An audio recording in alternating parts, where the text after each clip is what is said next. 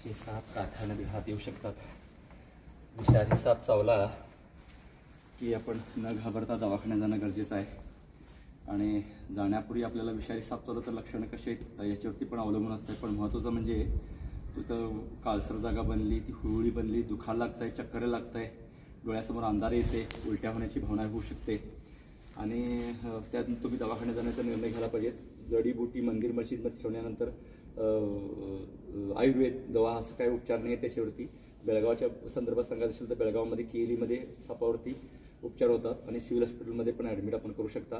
पण न घाबरता ह्या गोष्टी योग्य वेळी योग्य उपचार तर माणूस आरामात जाऊ शकतो आहे. मी सर्वात मोठं उदाहरण आहे. मला खूप वेळा विषारी साप चावले, पण योग्य वेळी आम्ही गेलो. प्रथमोपचार म्हणजे आपण न घाबरता आपण जेव्हा जातो तेव्हा अर्धा प्रथमोपचार आणि आपण अर्धे वाचलेला असतो.